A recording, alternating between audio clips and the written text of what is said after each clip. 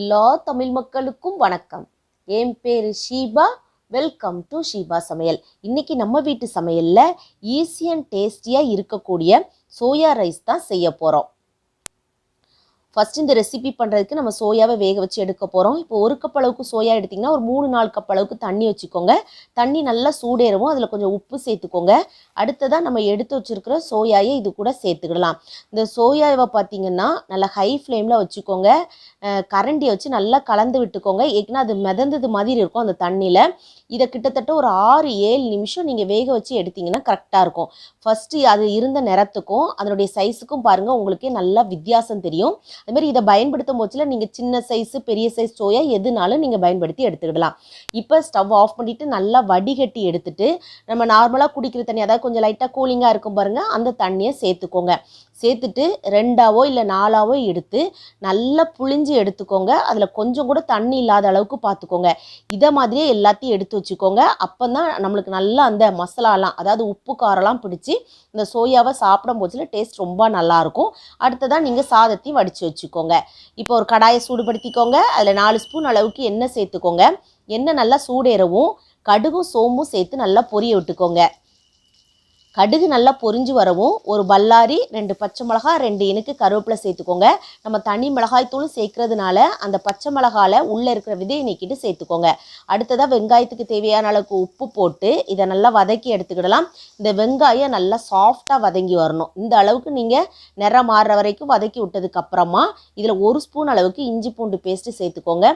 அதையும் நல்லா வதக்கிக்கோங்க. நல்லா பச்சை வாசனை போகிற அளவுக்கு வதக்கணும். இந்த அளவுக்கு நல்லா வதக்கி விட்டதுக்கப்புறமா இதில் நல்ல பழுத்த தக்காளி பழமாக ஒரு 2 தக்காளி பழம் சேர்த்துக்கோங்க. இந்த தக்காளி பழத்தை எந்த அளவுக்கு வதக்க முடியுமோ அந்த அளவுக்கு நல்லா குழைவாக தொக்கு பதத்துக்கு வதக்கி எடுத்துக்கோங்க. உங்களுக்கு பார்த்தீங்கனாலே தெரியும். இந்த அளவுக்கு நல்லா வதக்குனதுக்கப்புறமா தீயை நல்லா கம்மி பண்ணி வச்சுக்கோங்க. இப்போ நம்ம மசாலா பொருட்கள்லாம் சேர்த்துடலாம். இதில் மசாலா பொருட்கள்னு பார்த்தீங்கன்னா 1 ஸ்பூன் அளவுக்கு தனி மிளகாய்த்தூள், 1 ஸ்பூன் அளவுக்கு தனியாத்தூள், 1 ஸ்பூன் அளவுக்கு சிக்கன் மசாலா, 1/2 ஸ்பூன் அளவுக்கு கரம் மசாலா, ஒரு 1/4 ஸ்பூன் அளவுக்கு மஞ்சள் தூள் சேர்த்துக்கோங்க. இதில் வந்து தனி மிளகாய்த்தூளுடைய காரம் உங்களுடைய காரத்துக்கு தகுந்தது மாதிரி நீங்கள் கூட்டி குறைச்சி சேர்த்துக்கிடலாம். இப்போ நல்ல எண்ணெய் பிரிஞ்சு வர்ற அளவுக்கு வதக்கணும். அதே சமயத்தில் இந்த மசாலாவுடைய பச்சை வாசனைலாம் போகணும். அதனால ஒரு 1/2 டம்ளர் அளவுக்கு தண்ணி இது கூட சேர்த்துக்கிடுவோம்.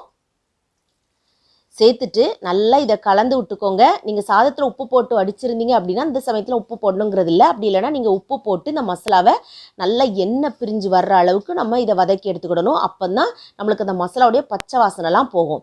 இப்போ பாருங்கள் எந்த அளவுக்கு நல்ல எண்ணெய் பிரிஞ்சு வந்திருக்கு. இந்த அளவுக்கு வந்ததுக்கப்புறமா நம்ம வேக வச்சு வச்சுருக்க சோயாவை இது கூட சேர்த்துக்கிடலாம். இந்த சோயாவை சேர்த்துட்டு நல்லா இதை குக் பண்ணி எடுக்கணும்.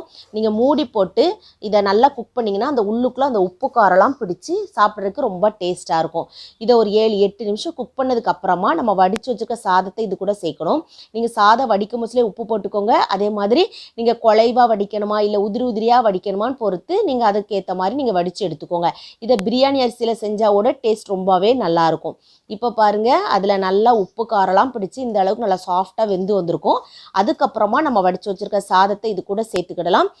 அது கூட நல்லா ஒரு கைப்பிடி அளவுக்கு கொத்தமல்லி தலைகளையும் சேர்த்துக்கோங்க. மிஸ் பண்ணாமல் சேர்த்துக்கோங்க. மனம் ரொம்ப நல்லாயிருக்கும். இப்போ இது எல்லாத்தையும் நல்லா ஒன்று போல் மிக்ஸ் பண்ணிக்கோங்க. இந்த சாப்பாடை நீங்கள் சூடாக இருக்கும் போதில் சாப்பிடுங்க. லஞ்ச் பாக்ஸ் ரெசிபி கூட பயன்படுத்தலாம். இதை பேச்சுலர்ஸ் பிகினர்ஸ் யாருனாலுமே இந்த ரெசிபியை செய்யலாம். ஏன்னா அந்த அளவுக்கு ஈஸியான ரெசிபி, டேஸ்ட்டும் பார்த்தீங்கன்னா ரொம்பவே சூப்பராக இருக்கும். அதனால் கண்டிப்பாக ஒரு முறை உங்கள் வீட்டில் செஞ்சு பாருங்கள்.